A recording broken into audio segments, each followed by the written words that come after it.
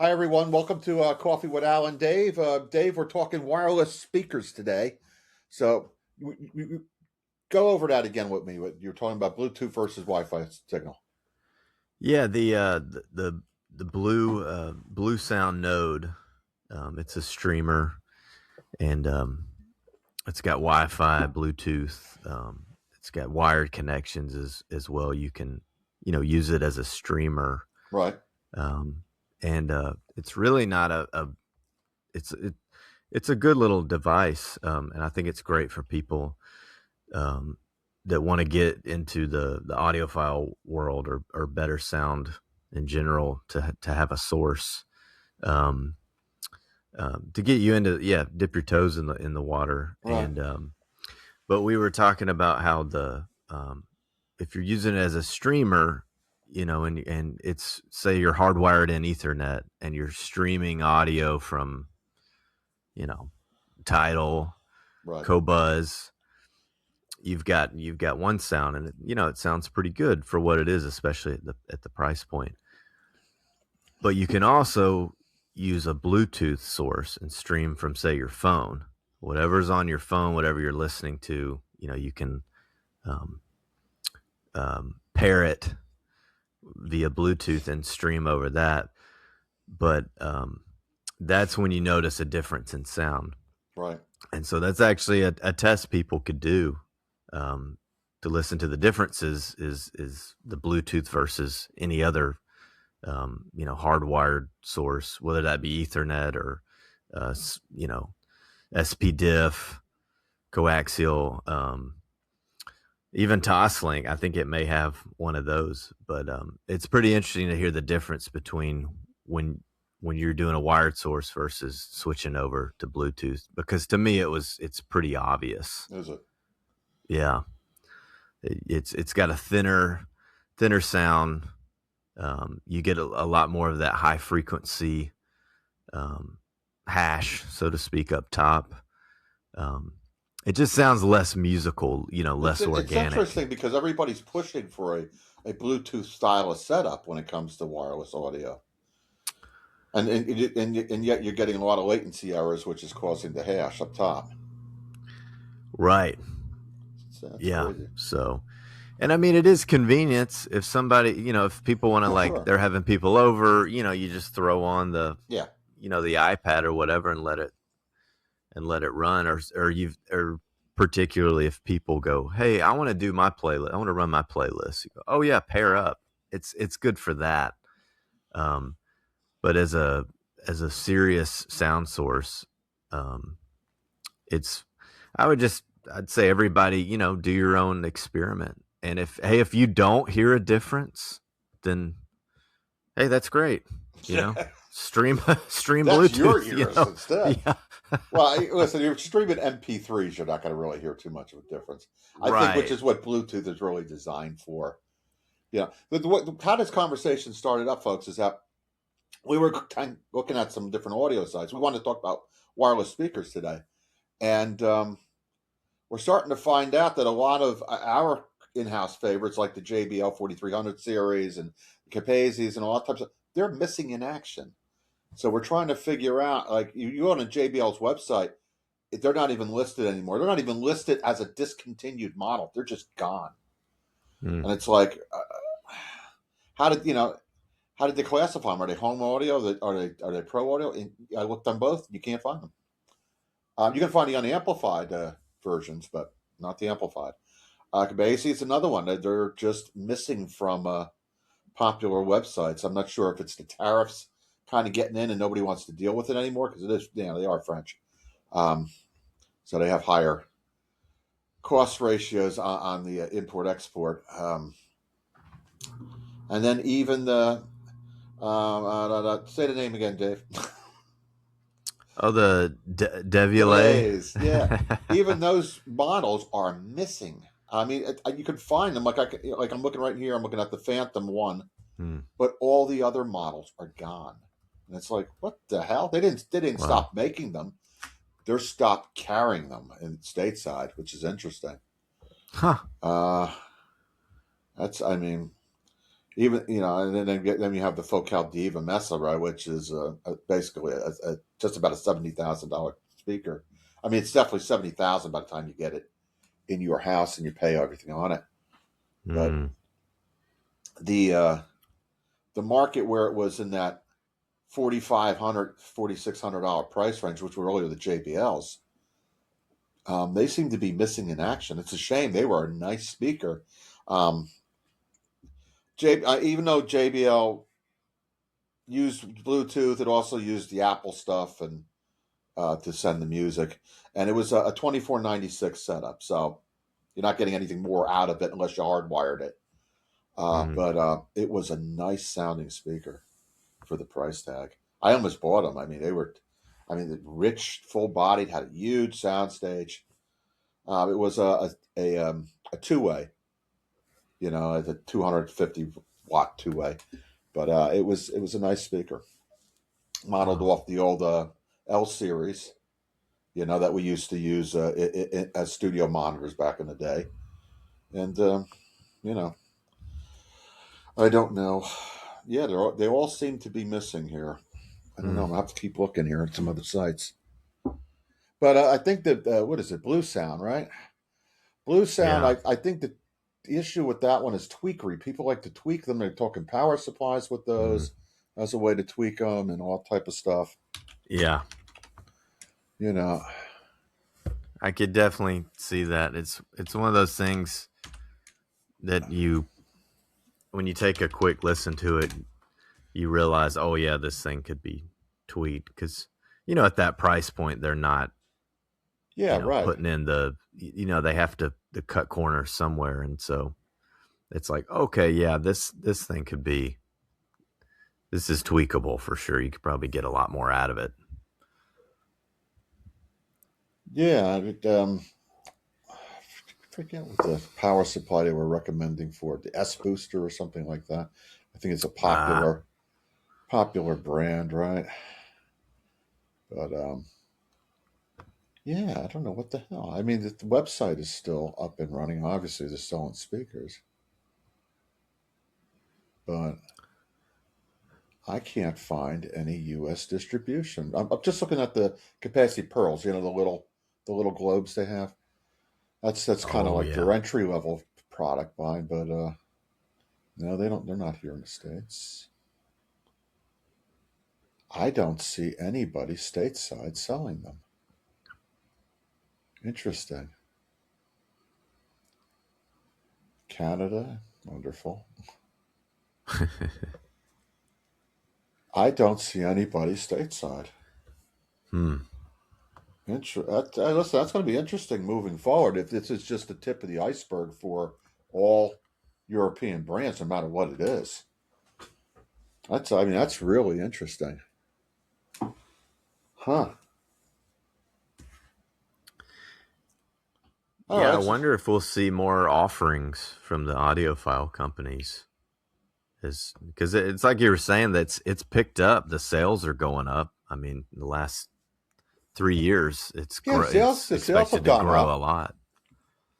They're going up. I mean, they absolutely allowed price ranges that before were in the $4,500 to jump into that 7 foot, that $7,000 range. So they have picked up for everybody.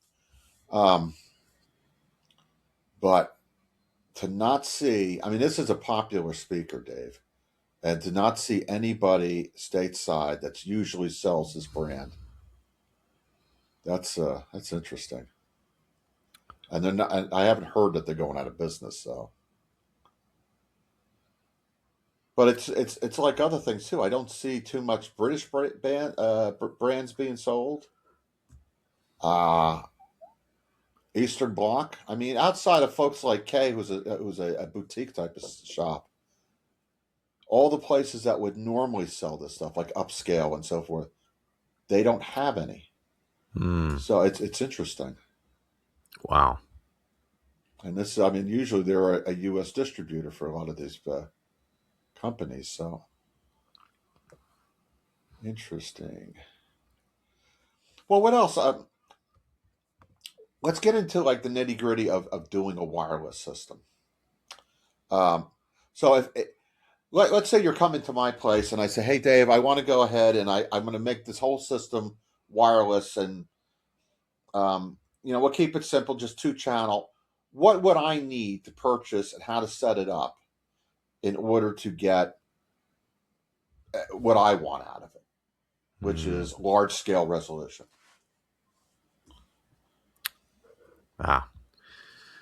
Well, yeah, I mean, you would definitely need a decent source. Well, just think of it from just the IT section of it. Okay. Let's say I'm using one of the Grim products as a server, and from there I want to go and push out. So at the very least, my stereo's in one room and the speakers are in another room. So I need repeaters and all type of stuff. Yeah. Yeah, you would. Well, if you were going to go Bluetooth, there would be that limited range, and there is one device out there. Well, Bluetooth is limited to what, 30 feet, right? Yeah. Yeah, right. Yeah, so you would need like a range extender. Mm-hmm. I think there's one out there, and it'll increase it quite a bit too. Do you have any in mind though that actually are tweakable that we can actually improve the audio on it? What was the name of that one? It was a good sounding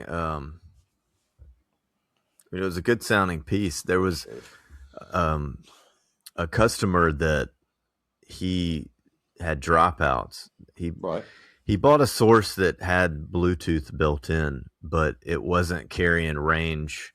I think he was using it was like a Bluetooth subwoofer. Okay. And so he had some different Bluetooth features, and as soon as I think he was using an iPad too, as soon as he would walk, like say upstairs, it was like an open layout. It was like a guest house. Okay. But he had kind of an open walkway around the whole upper room, even though it was open. So basically, you've got an open concept with a cathedral ceiling, and it's like a loft section upstairs. Yeah. Yeah. Okay. And he's like, I want to be able to control with my iPad. Well, as soon as he would walk upstairs, even though it was open, he would just lose signal. He would start getting audio dropouts because I think he was wanting to stream Bluetooth from his iPad for convenience. Sure. He had a couple wired sources as well. It was like a CD player and something. I mean, maybe he had vinyl, and so there was this booster that extended out the Bluetooth range, and it ended up doing the job really well. I think he could stand outside his room and still stream. Right. And it sounded pretty good for that kind of thing, especially for casual listening. I think the room helped too. You got a cathedral ceiling room and sure, an open space, and he had big floor standers and a sub that could put out some SPL. It was a good sounding setup. Now, but as far as improving the signal, I think that's where you could probably help people with some tips they don't realize. I mean, because when you've got that wireless signal, it is RF. So if you've got a lot of other RF going on, that can affect the sound, right? Well, yeah. Yes and no. Yeah. Well, it adds distortion to it. So it's like dialing in a radio station where if you're right on the money, it's nice and strong, assuming that the amplifier is close.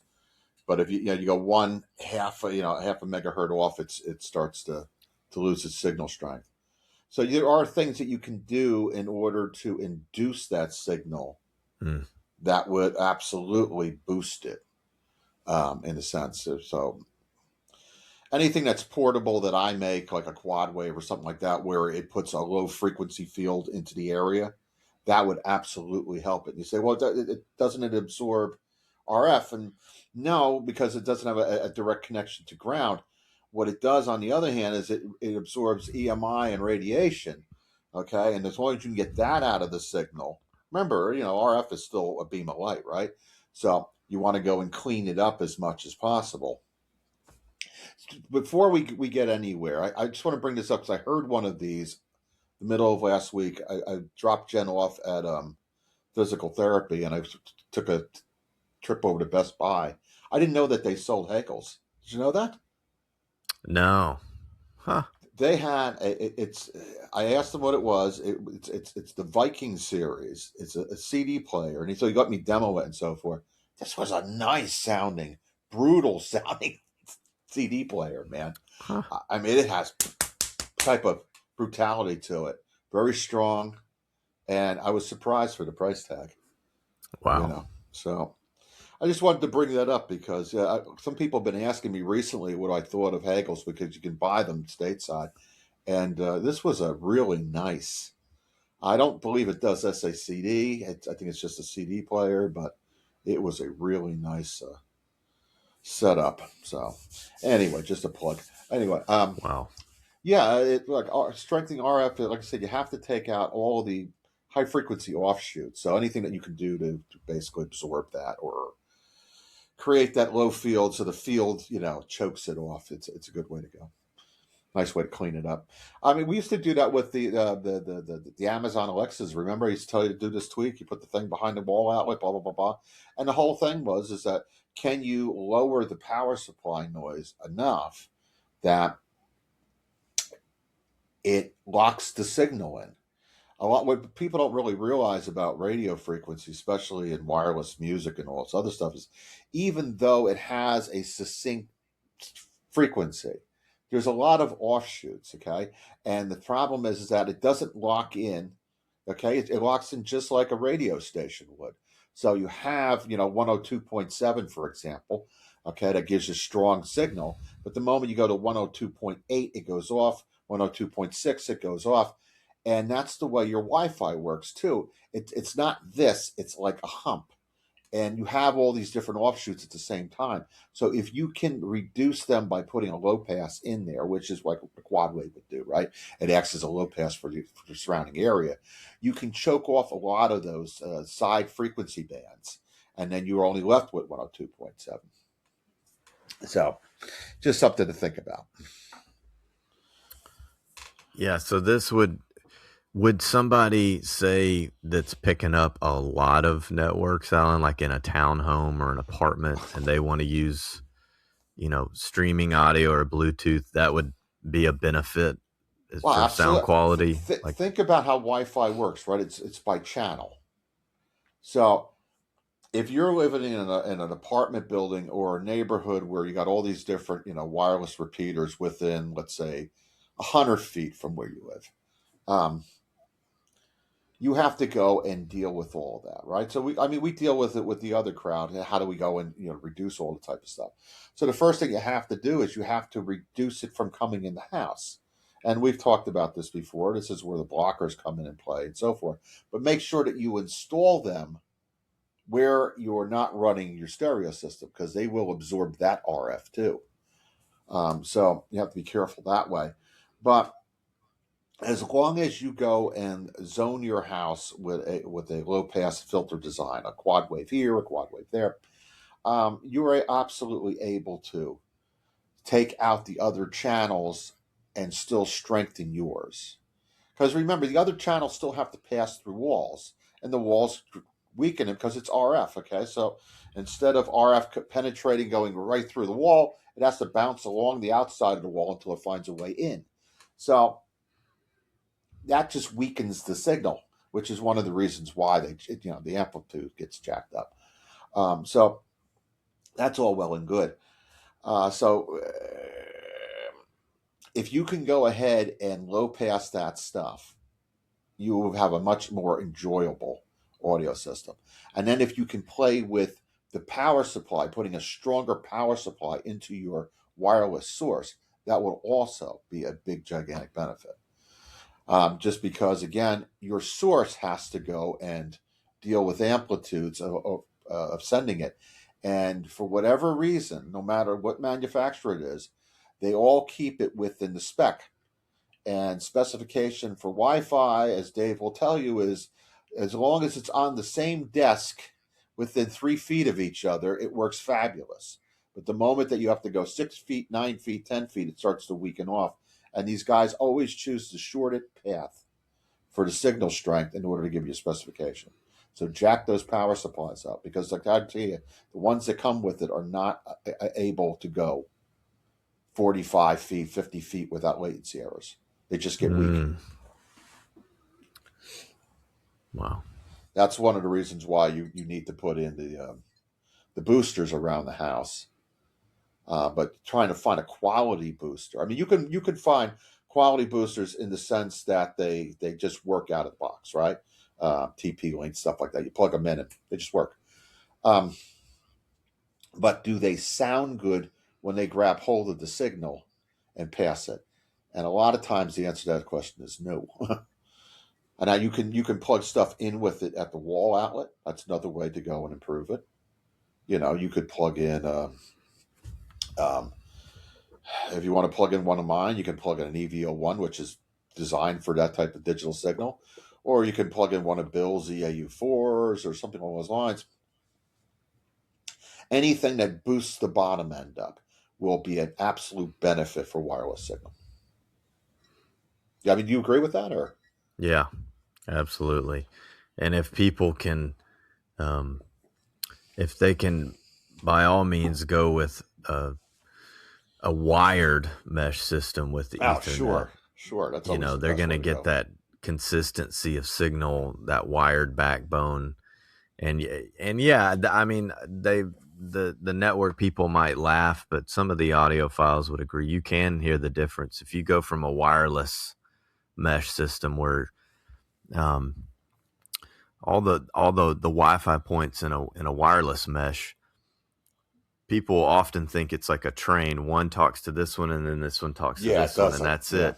But they all talk to each other, constantly going, "Where are you at? Where are you at? Where are you at?" That's correct, right. And so if you you give them a wired backbone, it quiets down that chaotic, chatter, so to speak. Right. And then, obviously we know Ethernet, you can change the sound there too. That's a whole nother thing. But yeah, so, having a wired network, if you can, and like you were saying, tweaking the power supply on those units. I mean, like, sorry, Alan, go ahead. What do you think about taking the wireless signal and bathing it like in an EM field? You think that would improve the signal strength, or? That's a good question. Like if we took like a Symphony Pro, Bill's Symphony Pro, and we just set it off in the area to go and get the EM, the ELF EM throughout the room. I mean, I know it will couple to the RF signal, but do you think it does it in a way that it strengthens it so we hear a warmer signal? Because whenever you strengthen the signal, it goes warmer, right? As you thin it out, you get more resistance. I mean, there is resistance in air just as there is in wire. So, just so if you didn't think that. Yeah, that's a good question. I will say, even using in the past, and it's hard to explain, but you've experienced this on PCs where you start playing with those fields and the PC feels faster. Like I've experienced that with, as far as like I wonder if you could measure that with, like, say, DPC latency or something like that. But just even clicking around, it's like this everything's loading faster. Are you talking about dealing with clock speeds for a PC? As far as just like browsing, like when I started using the Okay, some of your like RF filters in the right. past. Like even when I'd be on the wireless, I would load web pages, and it would like, wait, this just seems faster. Yeah, right. That's because you're reducing the line going into the power supply. So if you opened up the power supply, right, you have your caps, but you have a couple chokes in there. And what you're doing is you're basically giving that choke a big gigantic boost of inductance. I mean, you got to figure they don't use quality parts on the inside, so anything that you can do up front in order to give it more of that choke point, you're going to get faster response time. That's what that's all about. Okay. But yeah, there are things you can do like that way there. There are things you can do internally to the PC that will also clean up all of the ground lines inside the motherboard. So it just depends on how you want to do it. Yeah. So that makes me curious about having experienced that, because I was like, am I going crazy that this is, it was like just clicking around. It's like boom, boom, boom. It's just I noticeably faster. I wonder if you could, like you're saying with the, change the sound with an EM field with the wireless I've streaming. no, I told you how I went and I did the switch, right? Where I put the headphones on, I was using conductive things in there. You could do the same exact thing to your motherboard, where you just literally go from trace to trace, bus to bus, and you can dial that stuff in by dropping the EM field. Okay, the more that you boost the bottom end, the more of that warmth, that bass, that bottom end fullness. That's reduction of EMI. That's how you hear it. Um, so you go onto that board and just dial it in, find this point, this point, this point. You can speed things up dramatically. I mean, let's talk sense. That's really what the other folks are doing with their high end, PCs and all that type of stuff. So now there are absolutely things that you can do to get things moving at maybe an extra quarter time, which is what we're really talking about. So yeah, good stuff. Yeah. It's just a pain in the ass, but it's good stuff. Well, it's a pain in the ass in the sense that it gets expensive after a while. Yeah, right. Like I'll give you an example. Let's say you want to use Ted's carbon dots. Now you get 4 dots, but the reality is you're going to use one of the purple and both of the golds, and you're going to throw that other purple out because you're really buying this because you want to get lower EMI, which again is that warmer bottom end. So now you bought one pack, that's $200. You bought another pack, that's $200. You bought another pack, that's $200. Now, by the time you're done, you've bought 5 packs. So you got $1,000 in these little tiny carbon dots that are probably worth all of about $25, and you spent $1,000 for it. Do you want to do that? Oh, that's crazy. Um, but if you did do it, is it comparable to some of the things that he's selling at the $15,000, $20,000, $25,000 ratio? If you spend the time, yes, you can get there, but you got to spend the time to do it. But does that help the wireless signal? I don't know. I think it really helps wireless as a power supply. That's one of the things people ask me all the time. Why do you put such a large power supply in? And I'll say, well, the PC doesn't need it. All PCs absorb. Even with high end video cards, you got a single card, what, 550, 600 watts max. Okay, so anything else is pretty much throwaway as far as power is concerned. But if you can get the 1200 and the 1500 power supplies, what they do is they give you oversized. We're back to that choke again on the inside. So instead of getting a choke that's this big, you now get a choke that's this big on the inside. And that makes a big difference if you want warmer sound. You get EL caps. Instead of getting 3 EL caps, now you got 8 EL caps on the inside. Again, that helps with smoother and warmer and sweeter sound quality. So all of that stuff plays a role. If you're using it for headroom, sure, you're using it for headroom. How do you know?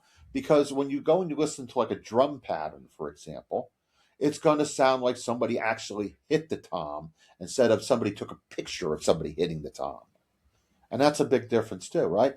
Da, bop, da, bop. Same tom, same strike. Different bottom end emphasis on how much inductance you feed the power supply. And we all know a cleaner, more inductance means a cleaner power supply, which means cleaner DC lines on the other side of building a PC. Everyone always thinks about a PC as an EM, monster that you have to go and contend with. What do? I just go and I bias the EM.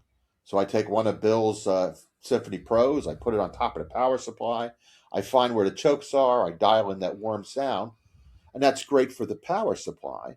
But as the EM field off the box starts to, go into the case, because I always make sure I use metal cases to contain it, it starts to bias your SATA lines and your power supply lines and the chipsets and this portion and that portion, and everything now becomes noticeable. It's one of the reasons how you get digital to sound analog for not a lot of money. Wow. Yeah, another gold tip. Listen there, folks. For the price tag, right? Like, I mean, even if you just want to go and just buy the Symphony Pro, you can go on to Aegon, buy one for $400 or whatever when he sells them like that, and it will give you. It's not like a $400 tweak; it's like a component tweak. So instead of having a computer, let's just take this one I just built. Right, it cost me $2,200 to build it. But if I go and I do that tweak and I dial it in, it's now competitive with PCs that I would go and build for $7,000 or $8,000, as long as I spend the 20 minutes to dial it in. And the performance will be like that too. The biasing will absolutely speed everything up on the inside, and you'll get much better performance out of everything. Well, I think that's another interesting point you bring up about adding headroom to your PC power supply, because even, obviously for audio purposes, but it always gets me when it still seems to be a trend in the PC building world and gaming and video editing and everything else, where somebody gets a power supply, they use the power supply calculator for their components, GPU, motherboard, and they just barely go 50 watts above what they think the max rating is going to be. And you say, wait a minute, you're not doing that for being energy efficient, are you? Because let's talk sense. If you're not using it inside, it's a Class D power supply. It isn't generating it really. So don't get caught up in that mindset. You may be making an extra 4 or 5 watts for having it, but instead, if you go and you do the other thing where you're only going 50 watts over, you have lost the area of headroom, so you're burning up that power supply hotter than it needs to be burnt up. And that heat you're still going to lose 40% of your energy to heat. These are not, these are not world-class devices where they're properly shielded and they're thought that's all factored in. These are hunks of shit that they pop in a PC for a couple $100. Yeah. And that heat is going to lessen your lifespan of your components inside the power supply. The caps are going to go quicker. All that stuff we talk about, EMI and radiation, it's that heat. And then as you use that, a majority of the power close to its max, you can get excess ripple. Oh, sure. And more noise. And so, and then with GPUs, they can use up to twice their stated, normal wattage, right? At peaks, they can pull a lot. So you have to account for that. One of the things you'll notice with my PC builds, and understand, I use all high quality gaming boards, so mine are $1,000 plus, right? High quality memory, so it's Corsair Dominator, and it's high quality hard drives and all this type of stuff. If you put your hand on the back of the exhaust portion of the PC, you will find that it runs cool. There's no heat coming out of it. and that's largely because I used an oversized power supply. Most of your heat on the inside is the power supply. So if you ain't overtaxing it, she runs a lot cooler. Hmm. What's the average replacement on a power supply for using the calculator? Once every 3 years, something like that, before they blow out. Where mine lasts once every 15 years, maybe. Yeah, You know. absolutely. That's been in my experience too. Even doing rebuilds for customers at like a small business, and the power supply burns out in 3 years, you replace it, and then I had one that lasted 12 years. I put, like a gold rated something Yeah, at the time, over spec'd it, added like 40% headroom, and it lasted 12 years, like that's on right. 24/7, you know? Yeah, right, right, absolutely. So, So sometimes overkill is the better way to go, and it's same thing with your stereo system. Overkill is the better way to go. It's amplifiers are a prime example, right? Well, my tweeter's only 50 watts. Why are you putting a 200-watt amplifier on a 50-watt tweeter? Well, it's pretty simple. I'm trying to prevent it from clipping. So, assuming the amplifier is a pure 200 watts, um, you don't clip the tweeter. On the other hand, if you put a 35-watt amplifier on a 50-watt tweeter, I guarantee you, over a couple watts, as you start to crank up, your symphony, um, you start clipping your tweeter. You know what I mean? Um, that was one of the things, when I would bring people over here and they're looking, I'm using the Pro Stage, amplifiers, 2,000, 5,000 watts. What the hell are you doing that for? Well, forget my JBLs are 2,000 watts each. Um, the idea is that you don't want to clip nothing, right? Especially in a speaker of this expense. And you just, I've never met an audiophile that understands to oversize the amplifier to what you're trying to drive. They always want to I can drive it with 10 watts because it's 107 dB efficient. That's got nothing to do with reality. Reality is that you are still sending a voltage to that driver, and you don't want to clip it. So even though it's that your clip horns or your clips horns are 104, still drive it with something of good decency, so you get a nice clean signal in there instead of a distorted signal being fed to the speaker. Yeah. But anyway, so if we were back to like the yeah, Bluetooth setup, yeah. if we were going to put together, just a 2-channel, like you were saying, um, what, what, what would we do in the room as far as is as filtration goes? Power depends on, are we doing a digital front end or we're doing a vinyl front end? Number Mm. one. Let's assume it's digital because we're using a wireless output. Um, First thing you have to do is you want to stiffen the power. That way you cut down on your RF, electrically at least. The second thing that you want to do is that you want to regulate the transmission line in the room. So let's assume everything is on the front wall. So the signal only has to go 8 feet to the left, 8 feet to the right. So anything past the speaker plane, you want to go and put low frequency filtration in, portable. A single quad wave, maybe a pair of quad waves, whatever.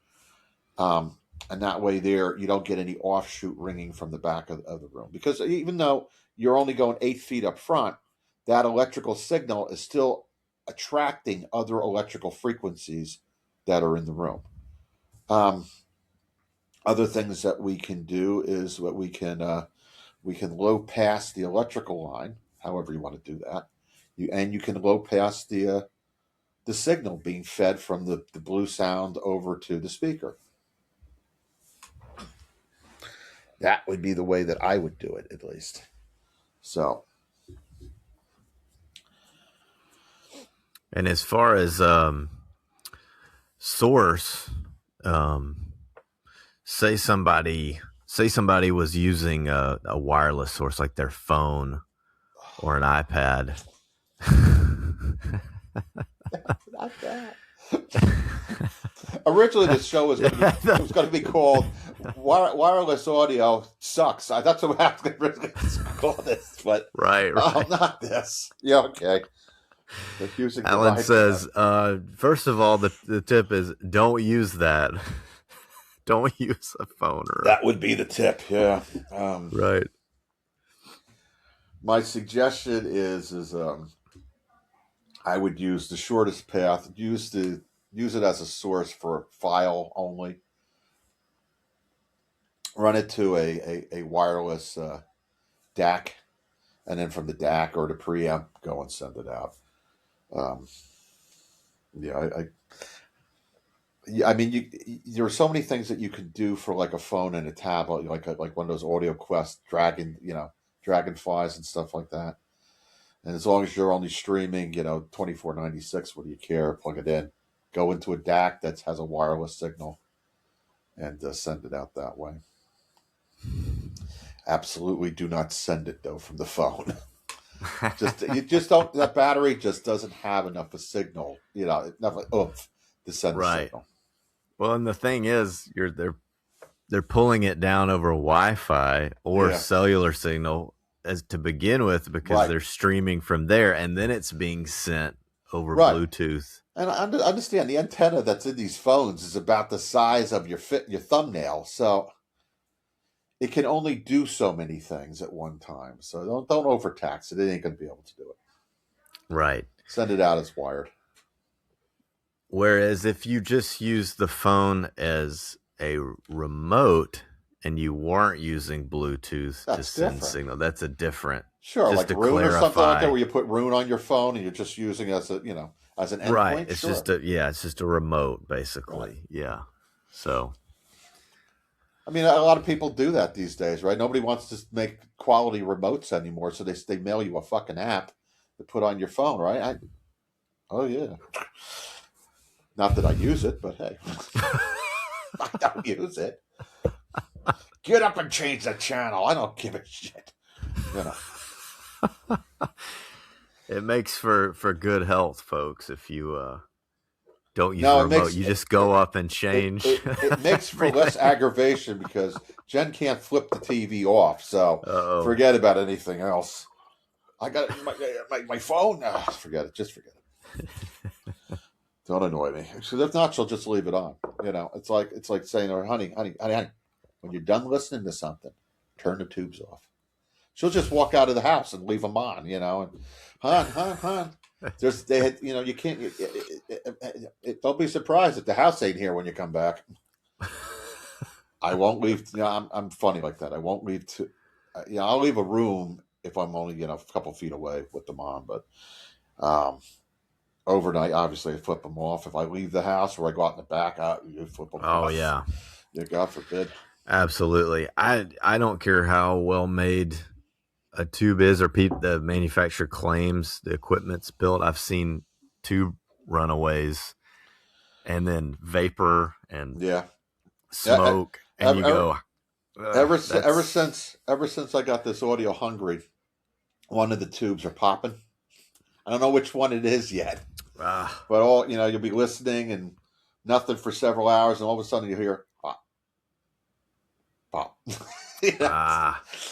Oh, it's on its way out for $120 a tube. It's on its way. Oh gosh. Well, at least they sent me a pair, replaceables. But. Yeah. We got to find you a tube connection, Alan. I got a tube connection, but he retired. Right. The other guy is not open yet, and from what I understand, he's moving the inventory, and then he's got to go and inventory everything. So that takes almost a year. When you think about how many tubes both of these places have. Oh yeah. So I don't expect it anytime soon. And Upscale stopped selling NOS tubes. I don't know why, but they have a large collection of them, but they just got rid of them. Kind of happened with the tariff thing. And I don't know. Yeah. So maybe they're looking at it saying, if we sell them now, thinking about the tariff repurchase, they probably lose a lot more money this way. You know what I mean? So I don't know. I can't figure it out. That nobody will tell me why they stopped selling them. Now, always, Alan, yeah. yeah, because you seem to go through them because you use your devices a lot. You put hours on them. I put hours, 15, 18 hours a day. Yeah, I put Yeah. hours on them. But what's the point of owning them? We got to listen to it for like 2 hours a week. Right. Well, because the tubes will last you forever. Right. Well, if you're 62 when you bought it, and you only listen to it for an hour a week, I hope it lasts forever for your lifetime. Yeah, right. But life's too short. God damn it. Jenny wants to watch Fox News and she puts it through the stereo system. It's just the way it is. It was easier doing it. Plus, it sounds better doing it that way, too. So, yeah. Yeah, it does. Tubes are nice, even just for TV audio. Yeah. I mean, geez. Yeah, I set the output of the PC to 2496, so you get a nice rich sound anyway. So it sounds like you're in the booth, Nice. Listening to the mics. Yeah. Good. But now it's almost time for a new TV set. Ooh. Uh-oh. Well, mine's I got mine at 21, the 9 series, and she's starting to show burning on the top of the screen. Time to downsample that one to maybe the Office here or whatever. And now, what are you thinking? Are you going to go RGB or what's? Well, I think RGB is the only thing to think about. I mean, the OLEDs are no longer in production, and the ones that are in production, I'm not interested in anyway. Chinese TVs. Yeah, is it the Bravia 2 that came out that people were a little let down with? The Sony? Yeah. I'll be honest with you. Sony hasn't made a good OLED since the 9 Master Series, which I have downstairs. Since then, they've been basically trying to lower the price tag for the Best Buy audiences. Costco, all type of stuff. And COVID hit, that became a problem for them, and that was that. So they used to use LG for their main display panel. Now they're using TCL. They just bought into them in the springtime. So that's where your RGB is coming from. But from what I understand, the 9.2 is it's something to behold. Only problem is it's something to behold in a 65-inch, 75-inch, 85-inch. Yeah.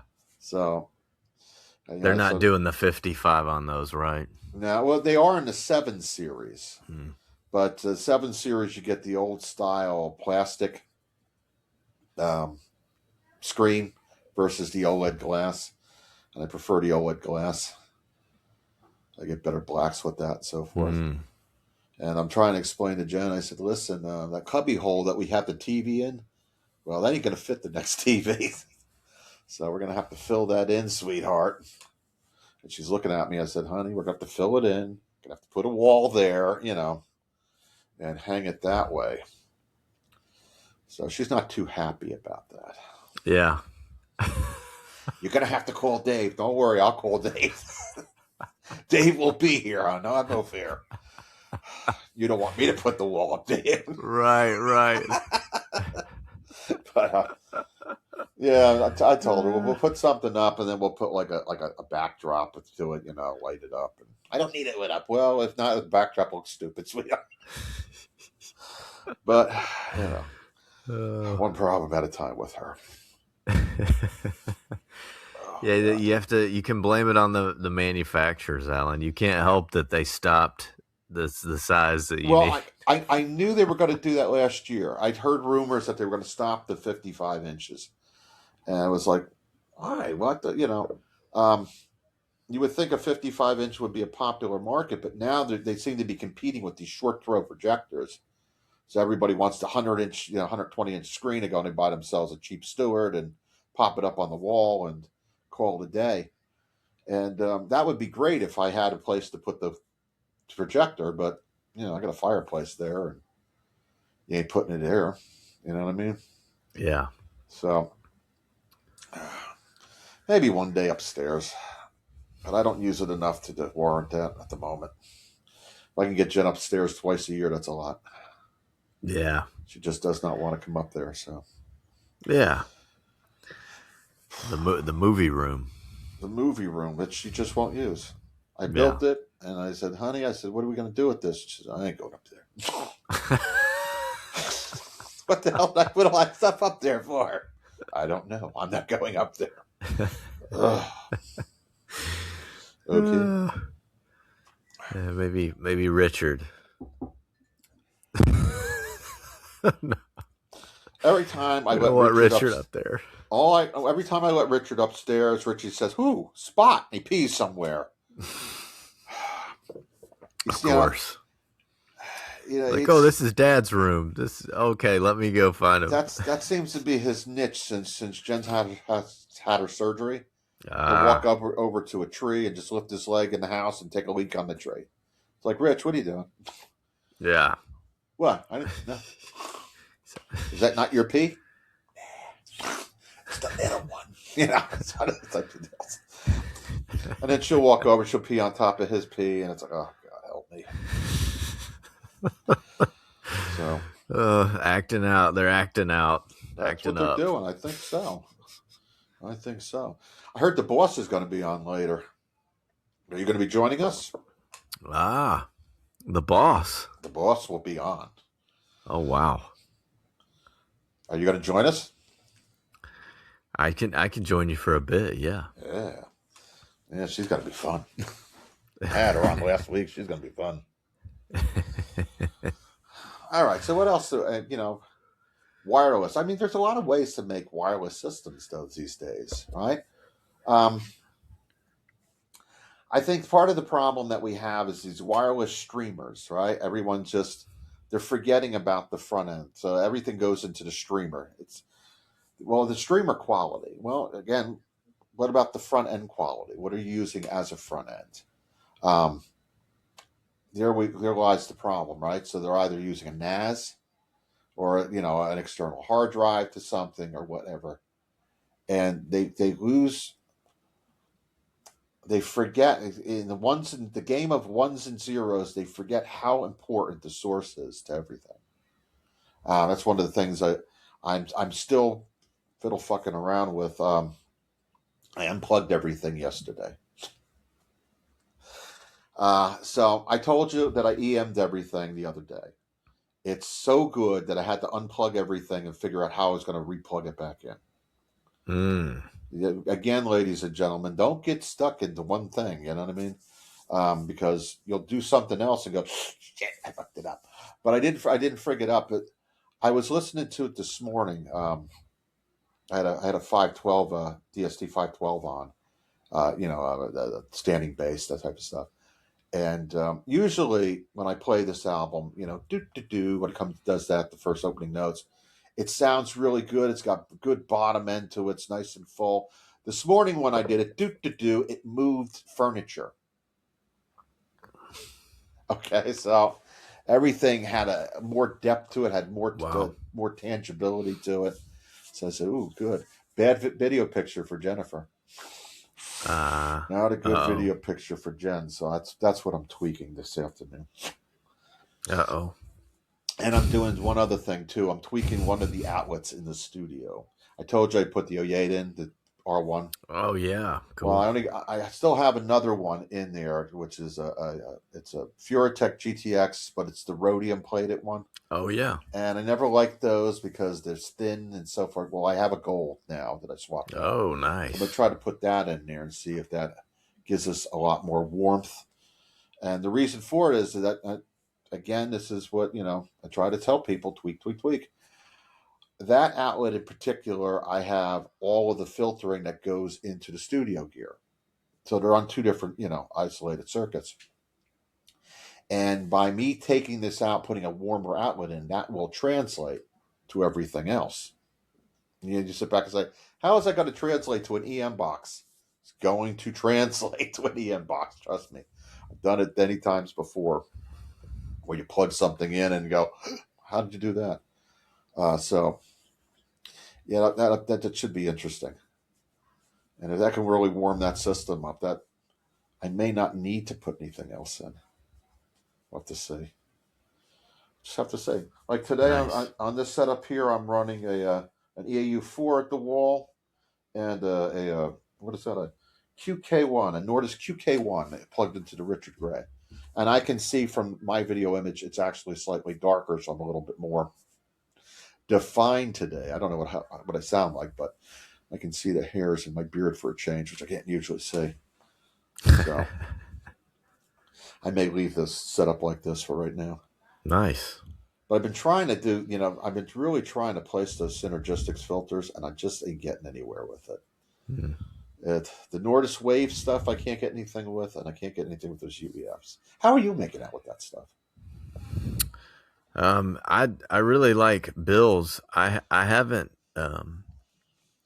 I'm experiencing the same. I need to spend more time with the Nordost and the synergistics. Now I like I put the synergistics on the Netgear switch that you tweaked Okay. of yours, and it sounds good for the streaming and the video. This video streaming looks good too. That's the one I put Bill's filters on? I think so. Yeah. It's got a pair of EAU2s in there. Yeah. Yes. So yeah, it's sounding good.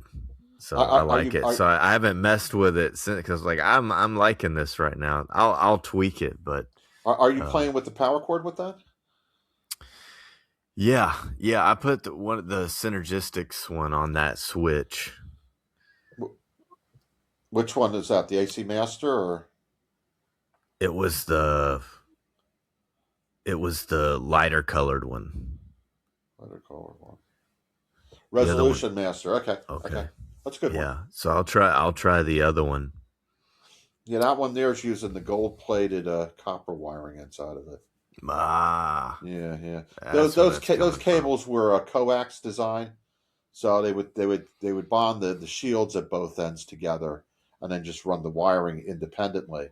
So like the AC Master is just straight up the copper. It's I forget what is it, burial cable. It's a 8-gauge burial cable basically for coax with a polypropylene. But yours is the gold plated, so it's more like aerospace wiring. So, but it has a nice top end to it, right? It's open, it's sweet, but it's not as dark and lush as the other one. Right. So yeah, I'll play around with it.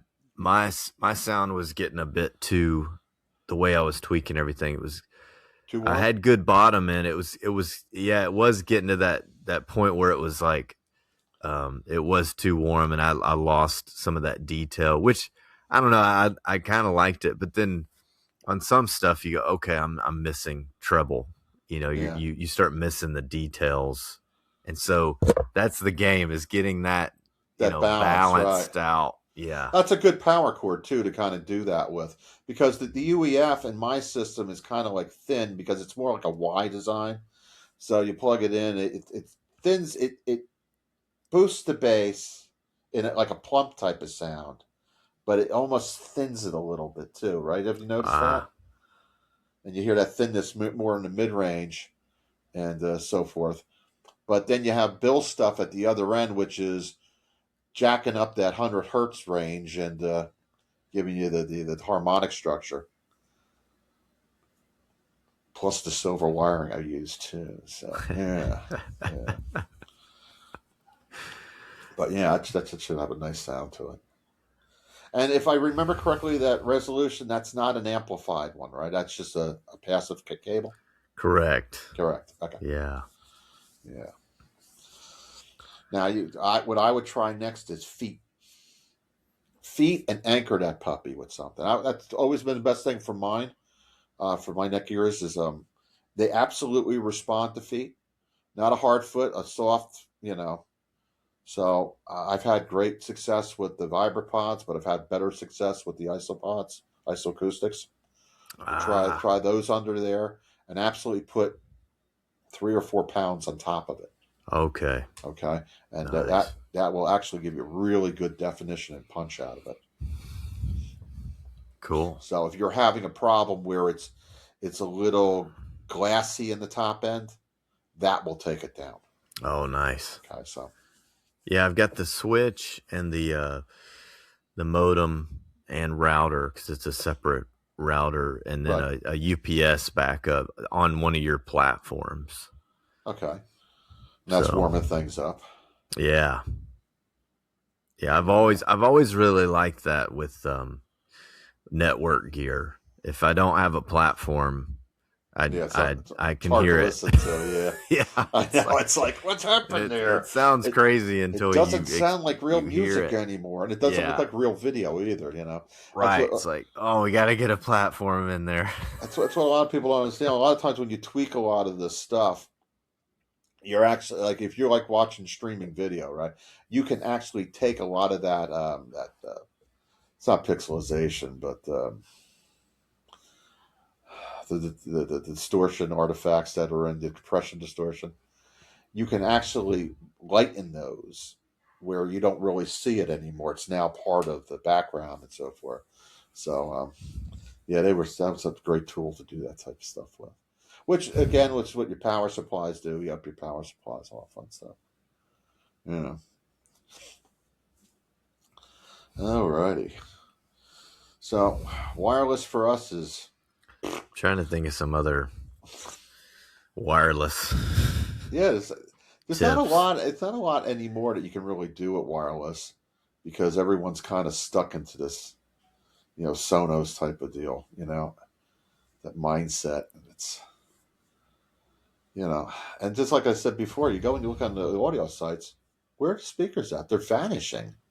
And these are, just 3 months ago, these are the popular wireless speakers if you're an audiophile, you know. Now you're saying the only option we have are $70,000, focals. What are you going to do? Sell three? Maybe, Right. you know? And if you live Yeah. in Malibu, I mean, you're not selling that to anybody else. So, I would say if people are going to go Bluetooth, they don't want to spend a ton of money.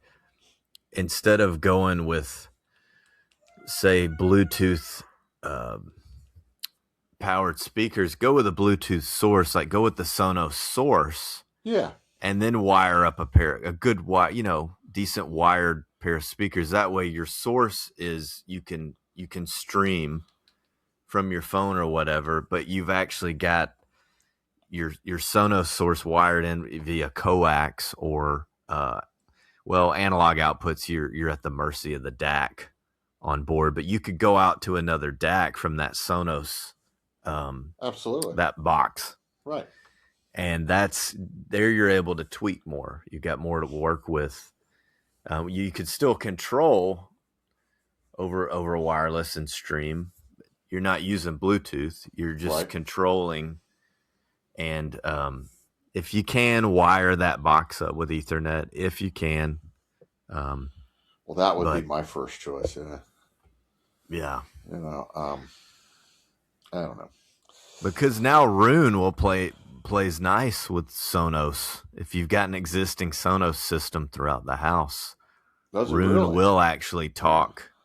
So you can have your Rune library and get your sound processing from that, but send it out to those Sonos zones, and it sounds pretty good, So That's another tip for you boys and girls out there that are Rune lovers. When you're setting up your audio, I don't care if if you have one zone, you have 15 zones, make each zone a private zone. You actually get better sound out of it. Takes a mm, lot of the side offshoots out. oh wow, So don't matter if it's wired or it's wireless. Set it up as a private zone. Yeah, Dave. that's a cool tip. Just a little tidbit Nice. there. Yeah, tidbit there. You It's like can send crypto to Alan's Bitcoin wallet. No. no, no. It's like another thing. When it comes to Rune, right? How do you want the master clock? Highest, please. Why would anyone say, "Well, give me the shittiest setting known to man"? You know. you want the highest. You want your, especially if you spend the money on you have a decent processor, right? Make sure it's the master clock, and you know what I mean, all that type of stuff. Do you tweak that stuff for your clients? You know, not necessarily. Some, I mean, every now and then you get somebody that wants to, go a step further and learn what to do. But for the most part, uh, it's I see audiophiles go through phases. They're like, yeah, do everything for me. Oh, cool. Thanks for the tips. And then Sure. they go down the rabbit hole and live on the forums. And then they become the audiophile. And Yeah, then, right. but then it's hard to, they're less open to advice from then on, you know Oh, how that sure. goes. I'm the professional. Really? So, yeah. So, Uh, it's like, well, then why are you changing equipment every 3 to 6 I'm gonna, months? I'm gonna let you in on a little tip. Every time Harman downloads a new fucking update for Rune, they screw all your settings up. Let me just say that to you. Every Right. time. Right. I used to use the dual buffers and all that type of stuff, and I used to go and sample at the 512, and that was great until, I don't know, an update or two ago, and all of a sudden they changed the way that the memory buffer loads on the software, and you can't do that anymore. Now it sounds like garbage. Well, it sounds great to, sure, if you're on a Raspberry Pi, that's who they were trying to appease, and you screwed the rest of us over. So they do it once a year. They tweak it once a year, and it takes 6 months to fix.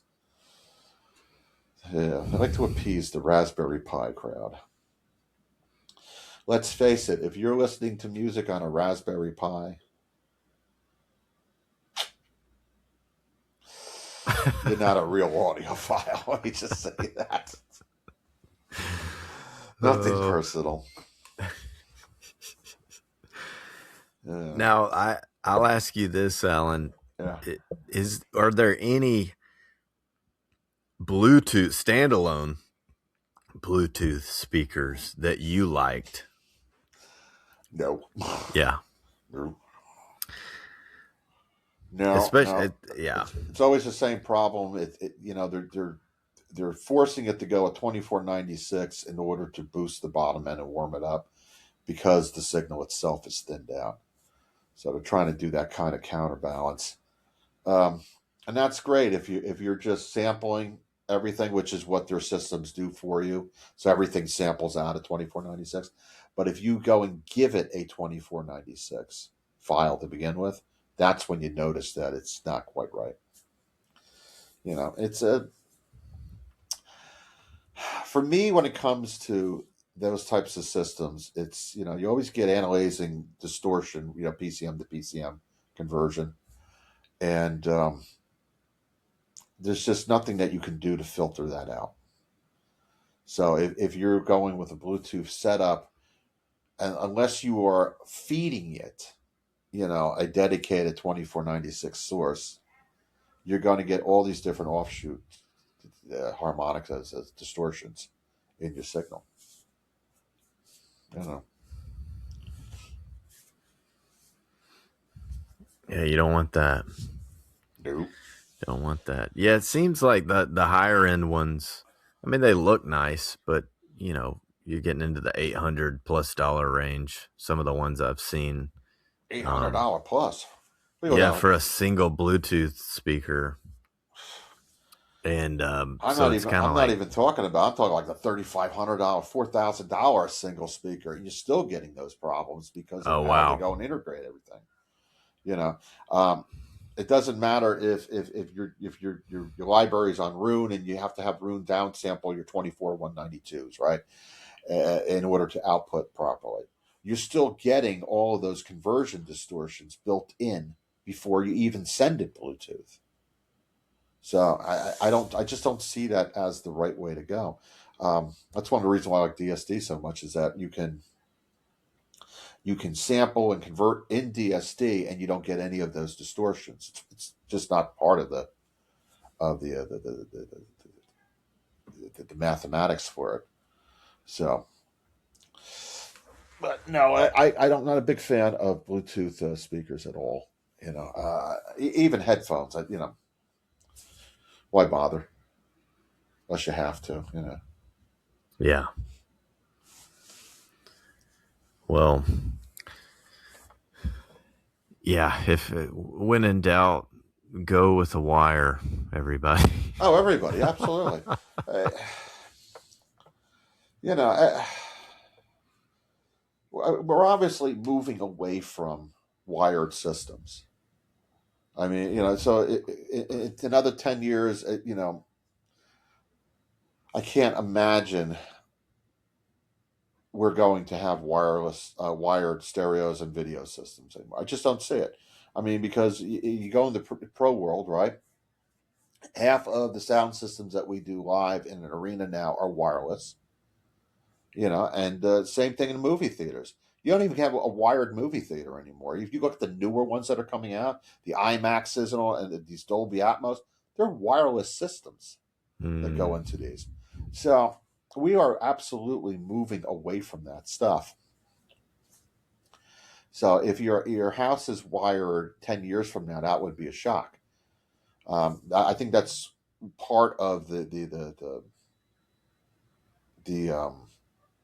the wire the streaming the streamers these days.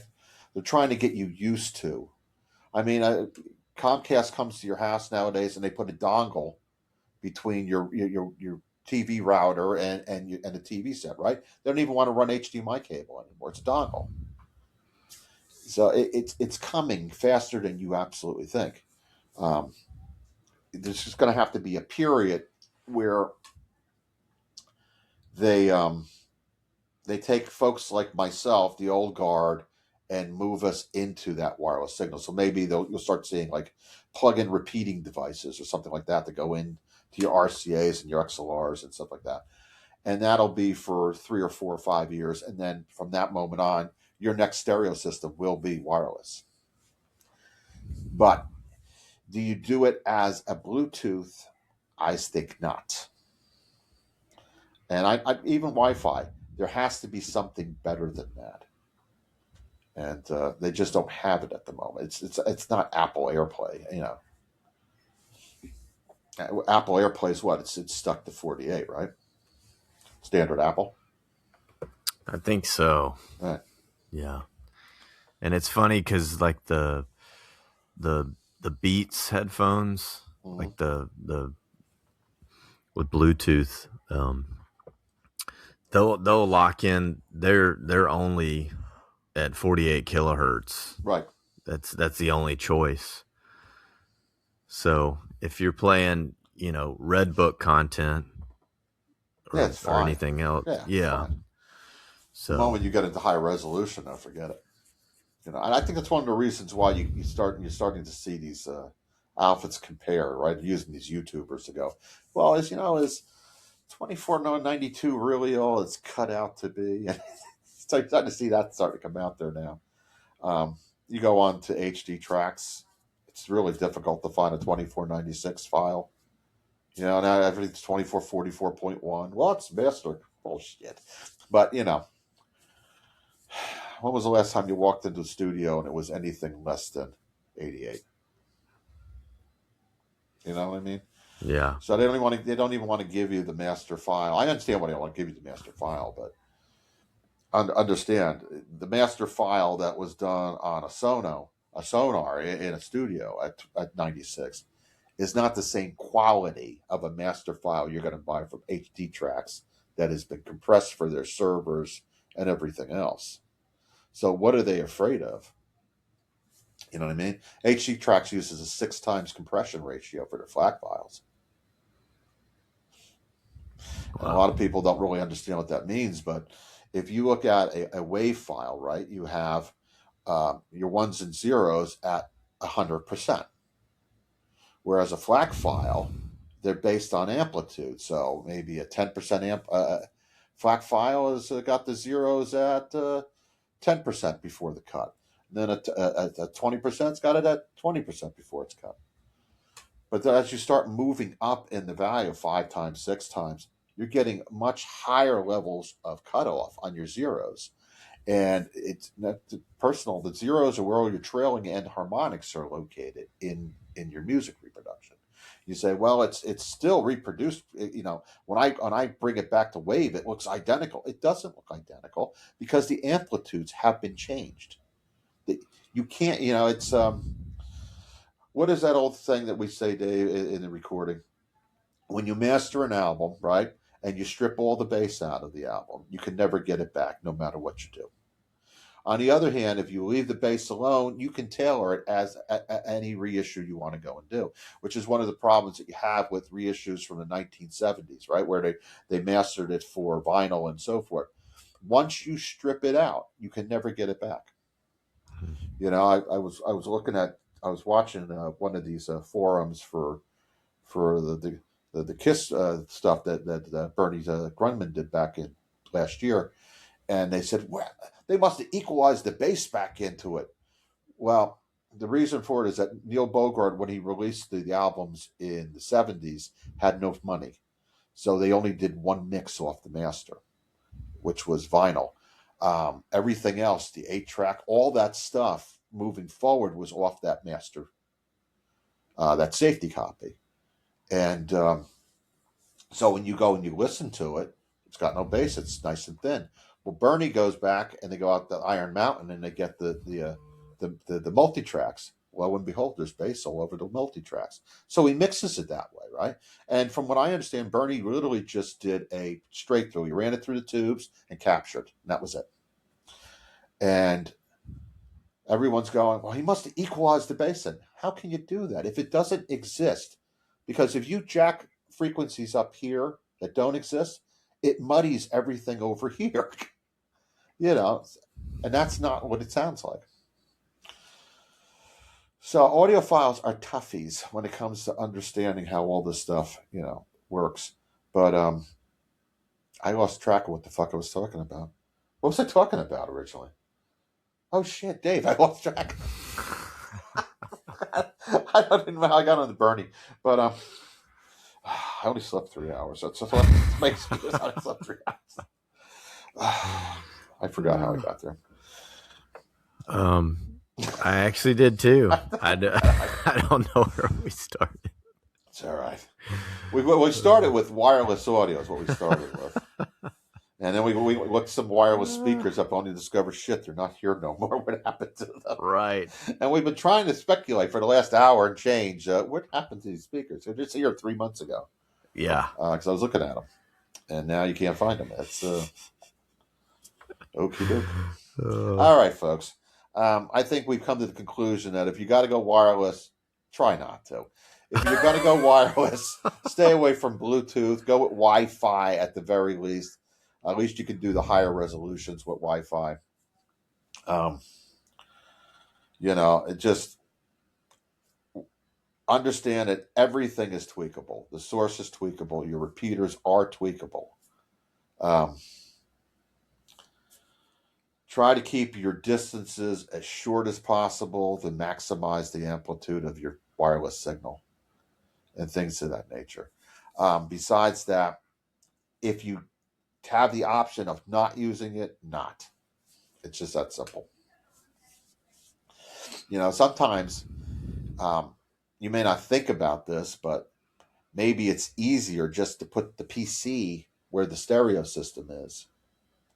Get yourself a decent sound card if you don't want a USB. I don't like USB, but I got to use it.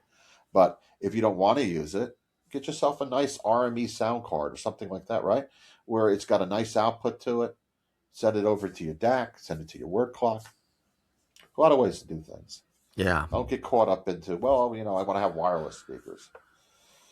I understand that sometimes they just can't do that because it wasn't planned when they built the house, but hopefully those days change. Yeah, and there's even options where they could control the PC, remotely now with some kind of remote, whether it be a phone or a tablet, Right. or a wireless keyboard, mouse. You know, and and you're hooked up to the TV on one of the inputs. PCs are absolutely quiet these days. The new boxes that they've been making for these things the last 7, 8 years, they are very quiet. The larger the fan in there, the quieter the cases. You know, I have several cases that, you know, I run 24/7, and you can't even hear them. You put your ear up to them, you can't hear. It's got 8, 9 fans inside of it. So they're not the PCs of yesteryear. You know what I mean? Where you could turn it on and it's, you know, the output of the fans is, you know, 80 decibels. It's just not like that anymore.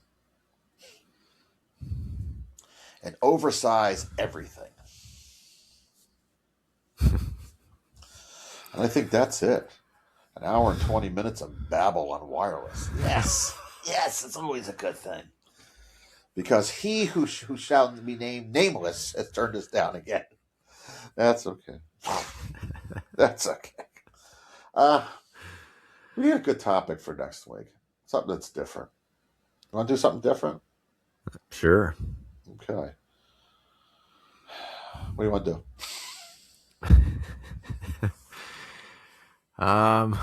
That is a great question. He's going to leave it to me, boys and girls. He's got to do. We'll have to figure it out. You bought any good albums lately? I have not. That's okay. I have not. I just got Lo-Fi's ELP brain salad surgery. I haven't listened to it yet. I was planning on doing that tomorrow. That'd be an interesting one to look at. There you go. There you go. I'll tell you what. Let me rip it for you, and I'll send it to you. Oh, nice. Okay, I'll do it over air and file thing, and we'll take a look at it. How does that sound? I know you like progressive music. Cool. Dave is a gigantic progressive rock guy. I mean, ginormous. More so than I thought. Yeah, see, there you go. There you go. Any insider industry information you got on us for us this week? Or? Oh, wow. Gosh. Trying to think of anything interesting. I was thinking, is he talking about the music industry? Talking about the stereo industry? He's thinking. Yeah, right. Not off the top of my head. Not off the top of my head. I'll think of something. You know what we should do? We should see if we can get you into doing something like with Sterling or something like that. You know, they do the tours and stuff like that. You know, I know Ryan. You know, Ryan does the tours every once in a while. Maybe we should see if we can set you up something. Go down there and film it. And what do you think? Nice. I mean, they're right down the street from you. Right. Yeah, they. I forget about them being down there. Well, they've been there for a number of years. It's not like they're brand new. You know. Right. And they do the vinyl file for Universal out of there now, which everyone seems to like. You know, you can buy them for like $50 and pretty decent. You know, but like I said, Ryan's down there, so you know, he's pretty much their lead audiophile remasterer these days. So, and he's a nice guy. I could give you an interview if you ask him nicely. Can I please come in? Please. No, I'm serious. Give them a call and ask them when they're getting ready to do a tour, and you can get you in on a tour like that. We can actually film the inside. They show you all the mastering rooms. They show you how the speakers were set up in the mastering rooms. They did some really funky stuff in there, where they had to go and extend the room out. So you'll see like the glass walls are extended out and stuff like that. Oh, that's nice. So it's kind of cool. Everything's built in that way. So I think that might be a good thing for you. And there's a couple different studios that we can kind of get you into. Maybe Yes Master is still hanging around, right? And we know people over there. So that'd be cool too. All right. The Music City. Yeah, we'll work on it. The City of Music. The City of Music. Speaking of City of Music, are you going up to Canada with everybody, or are you hanging back? I'm not. Oh man, that's such a cool trip too. Not. You're going up for Yeah. like a week or something. Something like that. I think Yeah, it's a that's cool. pretty long run. It's like a 19-day run. So What's normal for them? 10 to 14, or usually just like a 5-day. really? Yeah. Oh God, I remember 19-day runs. They suck because everybody by the 10th time you're done smells of ass. I'm so sorry. You gotta get to shower like once or twice a week, unless you want to shower at the arena, and not all acts play arenas, so you don't really get to shower those often. Oh, yeah, the club days, I don't miss that a bit. Not a bit. 19 days is, yeah, everybody smells like ass. You have to. Yeah, if you can shower, you should. You should. Yes, indeed. If there's any doubt, just you should. All right. Well, tell everybody I said hey. All right. All right. Free swags, free swags, free flags. There we go. All right. Okay. Hey, Henry doesn't care. What does he care? What's it cost him? 50 cents? Come on. I know he wants the 50 cents. All righty. All You know, right. I found something. I was going to ask you, see if Papa Dave would do it for me. It is a Kenny Rogers vinyl album. And I was wondering if he kind of scribbled something on it. if that was possible. If that was possible. I know a guy who knows a guy. Do you? Yeah. Okay. All right. Well, tell your mother thank you in advance, will you, please? All right. I will see you later, Dave. All right, Alan. Oh, and we didn't cut earlier, so we're still live. Oh shit, we're still live. God damn it, we didn't cut the thing. That's okay. A little edit. Listen, no, fuck this. Let's run it. Let's see how transparent this can possibly be. I think it's the funniest we've been in the last 20 minutes. All right, folks. We'll check you out next week. I think we're going to do something cool next week, whatever that may be. I don't usually know until the morning of, but I like the ELP idea. If he who shall name nameless, well, come on. Only because I don't understand those intricacies of preamps.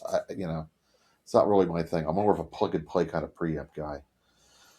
So, trying to figure that out. But amplifiers I know really, really well. But no, why don't we do something fun? We'll just we'll review some albums next week. Not stuff that audiophiles, used to tune their system. Just stuff that just came out that are good and worth owning, and stuff like that. But Lord knows they just sent me a whole shit. I literally got a big gigantic box from MoFi with several things in it. So, and then Chad's sending me stuff this week too. So, stuff to talk about. Nice. All right, folks. Have a happy, and we'll talk to you next week. Adios.